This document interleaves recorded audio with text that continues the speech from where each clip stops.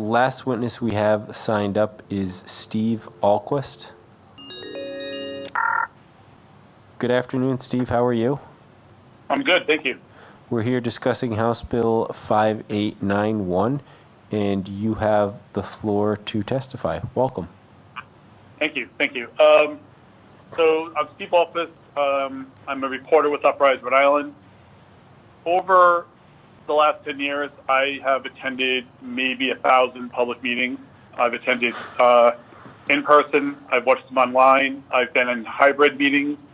I've seen them from outside and inside. And it is really vitally important that the public remain a part of these meetings in person and remotely if they want. And I'm strongly opposed to the idea that we can hold telephone only or Zoom only meetings and not have the public present, even at small meetings. Now, I'm just going to give a small example. Years and years ago, they announced a power plant in Burrillville, and I thought it would be interesting to cover it. So I was heading up to Burrillville, and I was attending the Burrillville Town Council meetings, where very few people at first were really into this subject, but there were a few people. And I watched over the course of weeks and months as people attended this meeting out of interest and then met other people. And I wasn't only watching the town council, I was also watching the people as they met, realized they had common ideas and common goals and common interests, and generated bigger and bigger opposition.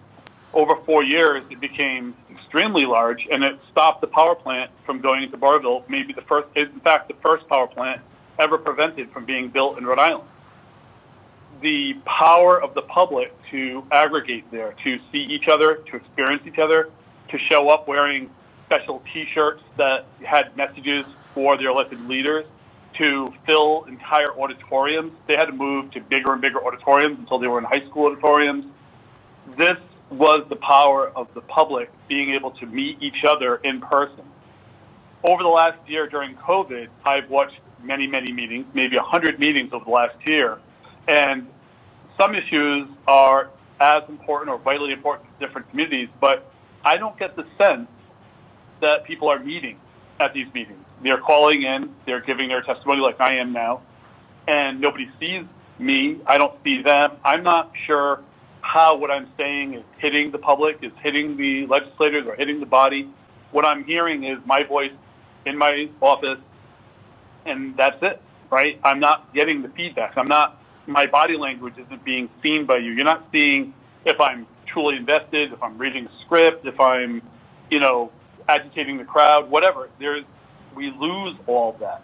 And so I am strongly in favor of hybrid meetings. I think they're great. I think, yes, there are some issues with them, but during the pandemic, we suddenly found all these public bodies that said, we can't film our meetings, we can't broadcast our meetings, we can't make this available. All of a sudden, they were all doing it because of COVID, right? They all found out, oh yeah, I guess we could do it. All those objections we had to opening up meetings like this in the past suddenly fell away, and every little meeting was being recorded. Every little meeting was being broadcast and done remotely.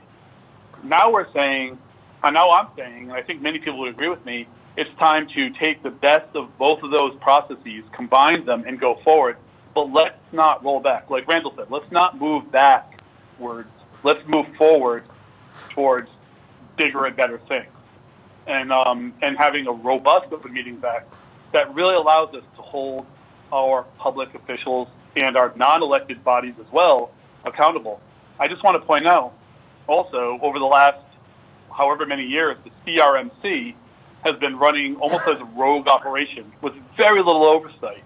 The public would go there, they would complain about issues, and nothing would happen, right? Eventually, the Attorney General had to step in over certain issues, but I've seen the CRMC act abysmally in other cases in public meetings and never be held accountable. And I also have to say, I'm the only person in the room with a camera during some of those meetings in the past. And those things were not being broadcast except by me. And I think that's really terrible. I have to be able to access these meetings, not from a bunch of little notes held at the end, but in a very real way, so people can not only see what they're saying, about how they're saying it, how they're treating different populations, how some people, when they speak, are treated very respectfully, and how other people are treated in ways that are classist and racist, to be honest. So I think that's my testimony. I'm always open for questions. Thank you. Thank you very much, Steve. Do members of the committee have any questions for Steve? Yeah, Mr. Chairman. Sure. I just want to say I concur with everything Mr. Ahlquist just said with one caveat. The Burrillville power plant was not the first power plant stopped by citizen action. About 20 years ago, North Smithfield stopped the power plant from being built on the Slatersville Reservoir, which is an even worse idea than the one that was proposed a few years ago. So I just wanted to point that out. I stand corrected. Thank you. Mr. Chairman, Representative Knight. I just want to, through the chair, commend Steve for his comments. I don't think I've heard it said better in all these conversations about public access and meetings. Thank you, Steve. Thank you. Any other members of the committee with questions or comments for Mr. Ahlquist? Seeing none. Thank you very much, Steve. That will conclude testimony on House Bill 5891, Substitute A2, and House Bill 5891 as well.